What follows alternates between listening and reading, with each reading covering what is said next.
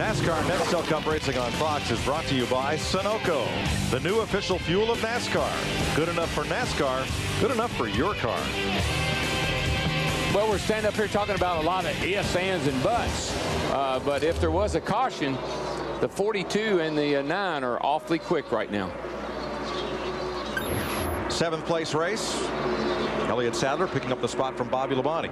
This car's come to life. Looks good right around the bottom like a lot of the good handling cars right now. I think the biggest question is we're less than 30 laps to go. We've already heard Kevin Harvick's group say he cannot make it on fuel. The Joe Gibbs cars can. I guess the biggest question, can Matt Kenseth, can Jimmy McMurray, Casey Kane, can those guys make it on fuel?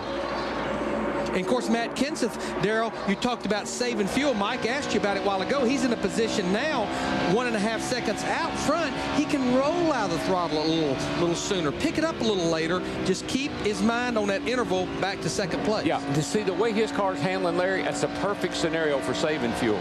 He can coast it down in the turn. He can ease back in the throttle because the car is driving perfect for him.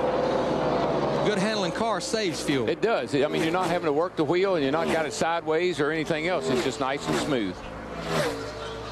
Matt Yoakum.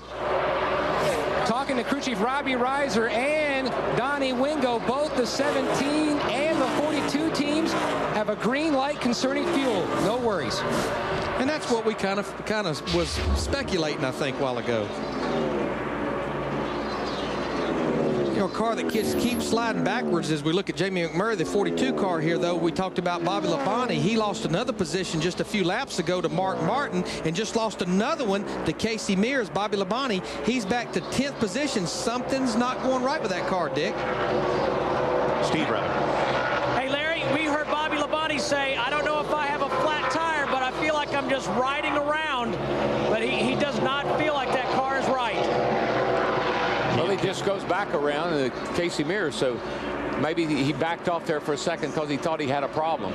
He and Casey Mears there fighting for 9th place. Let's update our point leader, Dale Earnhardt Jr. He's been in and out of the garage several times, just almost lost control of it right there.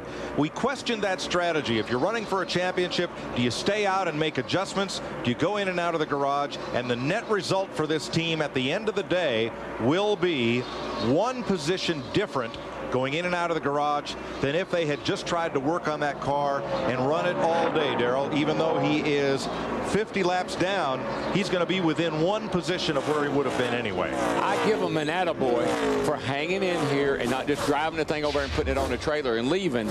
I give him an attaboy for trying to figure out what's wrong with it. Hanging in. How about hanging on? Watch this. He's coming through there under power, and whoa, baby. Yeah. That's been his problem all day long. Matter of fact, all weekend long.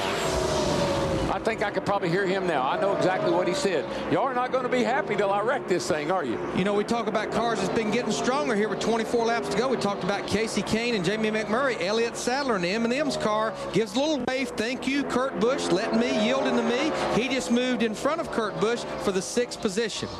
That was a 5-digit wave. Yeah. For more on Kurt Busch, here's Dick. Well, the short answer to your question is that Kurt Busch can, in fact, make it on fuel, according to his crew chief, Jimmy Fennig. I asked Casey Kane's crew chief, Tommy Baldwin, if he could, and he sort of waved his hand in the air. You know, one of those waves? It's a bit iffy. We don't really know for sure. So Busch for sure can make it. Kane maybe can, maybe can't. And, you know, people would think, well, now, wait a minute, Kurt Busch, Matt Kenseth, aren't they teammates? They have the same engine package. Should they not be able to run the same amount of laps? Not necessarily. Maybe different gearing. Matt Kenseth's car's working a little better fuel mileage, too. What they don't have is the same fuel cell. So that's it. I wasn't going to go there. They can have a lot of things the same, but that may be the difference. 2:45 on the board, 22 to go. We're going to take our final pit stop if this race goes green. Matt Kenseth, your leader.